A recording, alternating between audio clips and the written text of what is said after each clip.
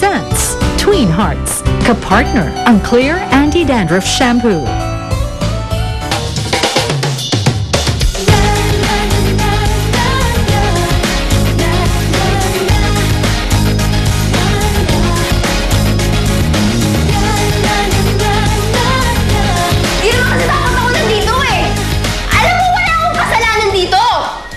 Tulay! Ayoko makulong dito! Sana hindi na lang ako pumunta doon sa buwisit na parting yun!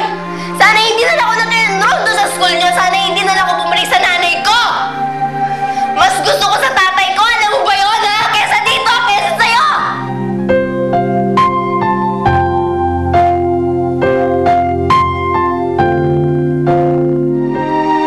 Dude, kayang-kaya ko siyang palitan kahit kayo ng babae dito.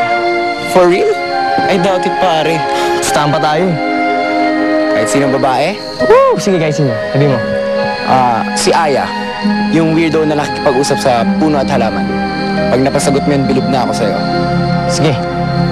Sa Aya lang pala eh. Yan. Kayang-kaya ko yun. Kaya ka nagsinungaling para i-preserve yung reputation mo? Ganun ba? Huwag ka mag-alala. Magaling naman ako magtago ng sikreto eh. Maraming salamat, Aya. Okay ka naman pala eh. Friends? Magkano binayad mo sa kanila para iboto ka? Now wait, that's unfair. Nanalo ako fair and square. Pero dapat hindi ka nanalo eh. Dahil mas magaling ako sa'yo. Hey! Watch it! Ah! Ow! Bago! I like Josh. I like him a lot. At gusto kong ilakad mo ako sa kanya.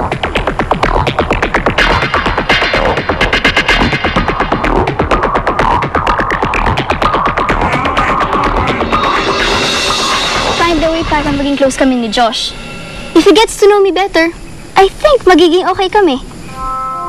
Eh, hindi naman kami ganun ka-close eh. Hello? Bukod sa ate niya, ikaw lang kayang kinakausap niya. Alam nga namang magpalakad ako sa ate niya, di ba? Siyempre, dun na ako sa kakilala ko. Hindi lang naman tayo magkakilala eh. Magkapatid tayo, di ba? Kaya nga. Ano? Tutulungan mo ba ako? Sayang.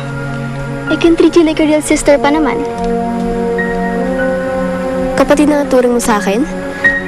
Pag tinulungan mo ako, syempre.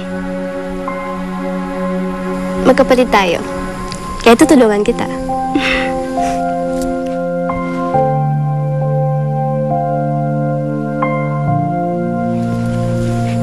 You better make sure na tutulungan mo ako, ha?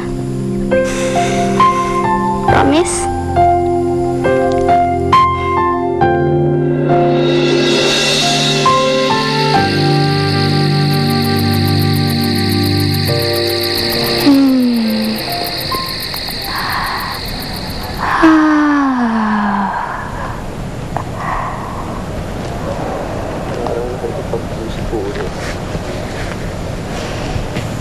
Aya? Chris. Alam mo, kailangan yumakap ka rin sa puno. Para naman gumaan yung pakiramdam mo. Marami tong good vibes eh. Try mo. Oh? Dali. Marami yung good vibes.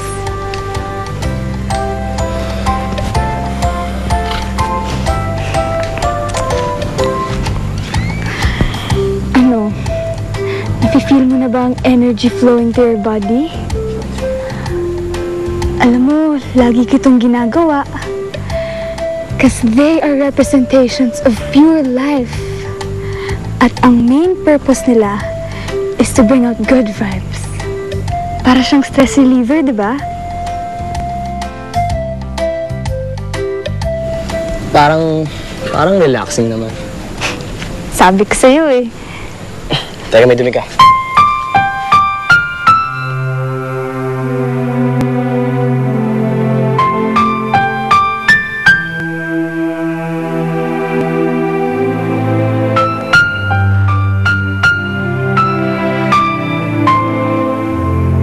Okay na? Ganda ka na.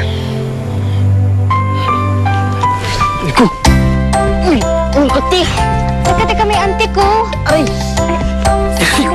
Ano? Saka to. Nandiyan yung pag-fashion mo.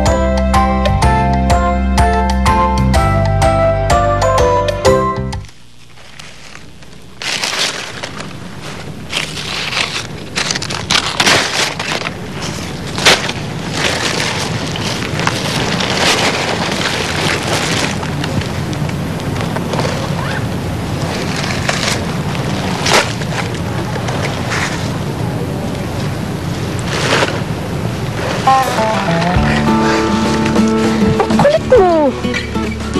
Huwag ka na dito. Wala kang mga magawa eh. Ay, masyado kang seryoso dyan eh. Eh, anong gusto mong gawin ko? Tumawa-tawa ako habang nagpupulot ako ng dahon. Hindi. Oh, tubig ka muna. Baka ma-dehydrate ka niyan. Josh, ibigay mo na lang kaya sa ate ko yan. Ate mo? Sino ate mo? Ayun, si Ate Belinda. Ate mo yun? Kailan pa? Since birth. Hindi, magkapatid talaga kami. Hindi nyo lang alam. Habang storya kasi, kaya sige na, ibigay mo na yan sa kanya. Pero, huwag mo sasabihin galing sa akin. Bakit? Basta, favor nga eh. Tapos kausapin mo ah. Ayusin mo ah. Bakit muna? Basta nga. Please. Sige, lumuhod ka muna sa harap ko. Alam ko ayaw mo, wag na lang. Okay lang. Sige na. Agawin ko na. Salamat ka, malakas ka sa akin. Thank you!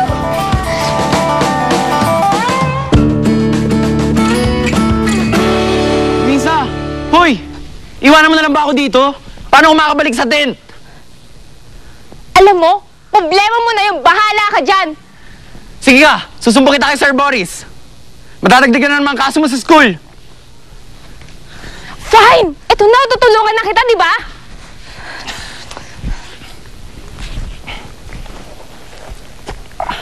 Kasalanan mo to eh!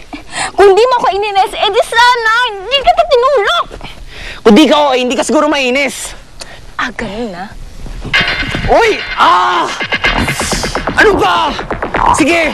Susumbo kita kay Bulldog! Sir! Sir! Tumahimik ka nga! Sorry na, sorry! Nabigla lang ako.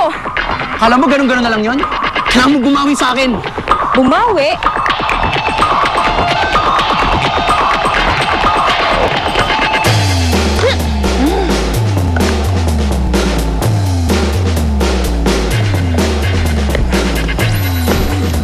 Para saan ba to? Para yan sa campfire. Pero ang dami ko na nasibak! This is torture already! It's human rights violation, child labor, and overuse of powers rolled into one. Alam mo, kung nasa korte tayo ngayon, siguradong kulong ka na. Gusto mo sabihin ko kay Bulldog ang ginawa mo sa akin? Eto na po, magsisibak na. Yan, galing talaga ni Luisa. Tapos pag igib mo na rin ako ng tubig sa kitchen, dalin mo dito. At yung bag ko, pakikuha, nandun sa bank, dalin mo rin dito. Ang dami ah. Well, kasalanan mo yan. Kung di mo ako pinila eh, wala ka sanang gagawin. Chop woods, igib tubig. Cham, cham, che. Cham, cham, che. Ano ginagawa mo? Ah, wala. Gumagawa lang ako ng ointment para sa likod ni Chris. Kinagat kasi siya ng auntie kanina eh. Concern ka kay Chris? Tinutulungan ko lang yung tao, no? Gusto mo siya, no? No!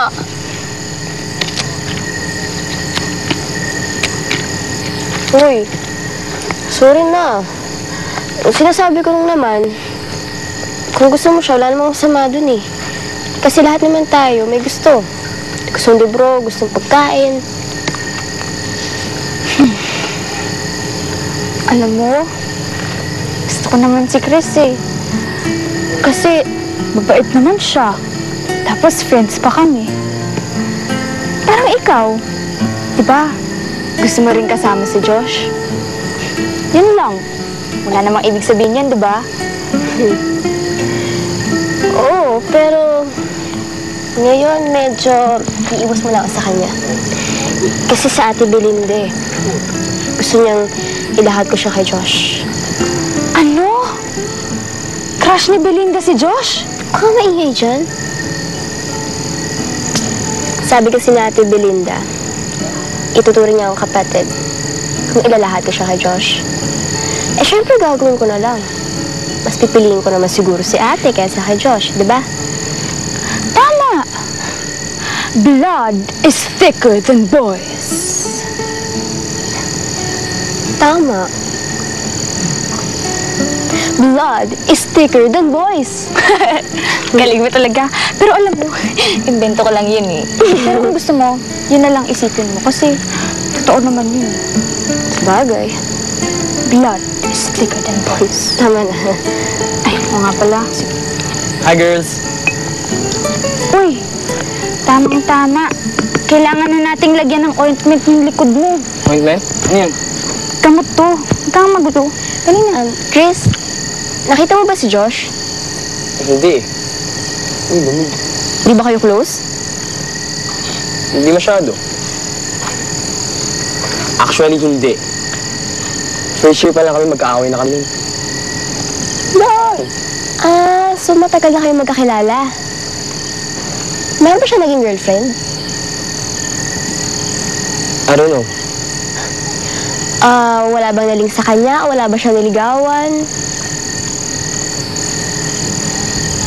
Kasi, Bakit gusto mo malaman?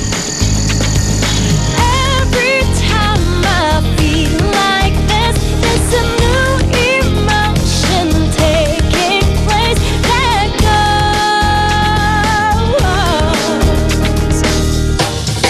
Tuloy-tuloy ang kilig factor na hatid ng mga lambingan sa Real Love presents Twin Hearts kasama ang Clear Anti-Dandruff Shampoo.